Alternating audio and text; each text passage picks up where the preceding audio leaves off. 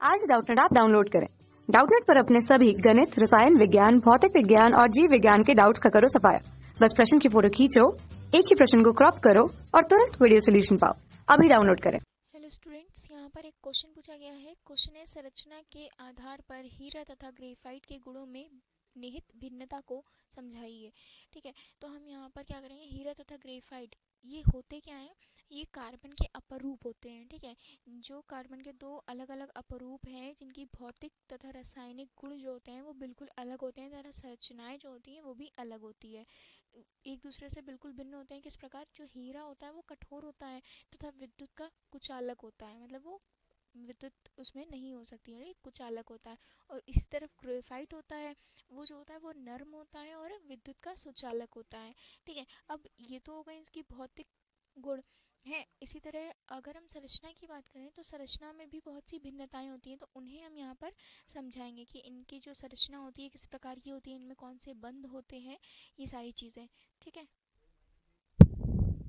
तो हीरे तथा ग्रेफाइट की संरचना के आधार पर उनके अंदर भिन्नताएं देखेंगे। पहला पॉइंट है, हीरे में क्या होता है, जो कार्बन परमाणु होते हैं उनकी त्रिविम संरचनाएं होती हैं, मतलब चतुष्फलकीय होती हैं, तो वो त्रिविम संरचना बना रही होती है। ठीक है, तो इसकी संरचना कैसी होती है? त्रिविम संरचना होती है, जो कि चतुष्फलकीय व्यवस्था में व्यवस्थित होती है।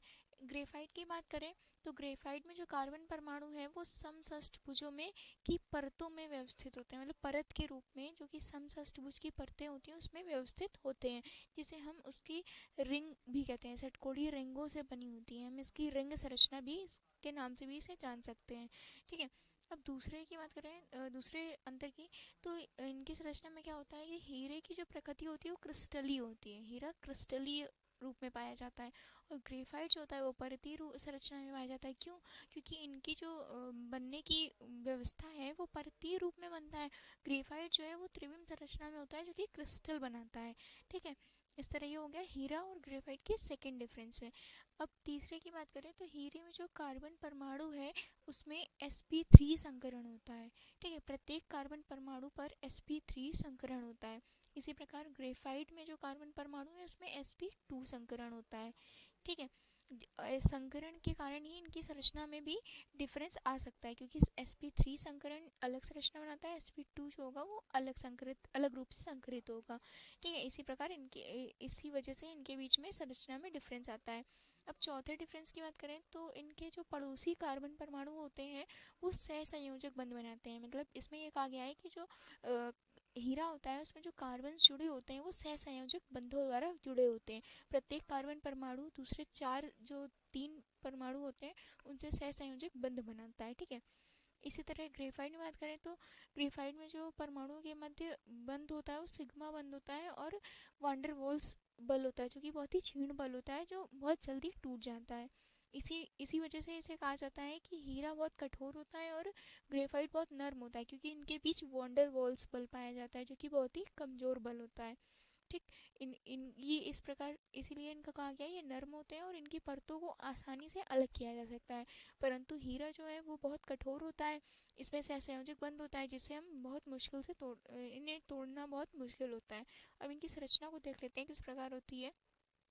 ये हीरे की चतुष्फल की संरचना है, जिसे हम त्रिविम संरचना कह सकते हैं। अगर आप इसकी संरचना बनाएंगे तो त्रिभुज तथा बीच में एक सेंटर कार्बन परमाणु होगा, उसको जोड़ेंगे तो ये त्रिविम संरचना बना लेगा। ठीक है, तो ये क्या है, इसकी चतुष्फलकीय संरचना है, डायमंड की चतुष्फलकीय संरचना। ठीक, और ये जो है इसी प्रकार ग्रेफाइट की बात करें तो ये कैसी संरचना है, इसकी षटकोणीय रिंगों से बनी परत है। ये क्या है? षटकोणीय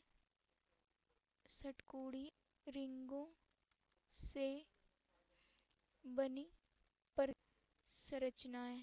ठीक, तो ये हो गया हमारे क्वेश्चन का आंसर।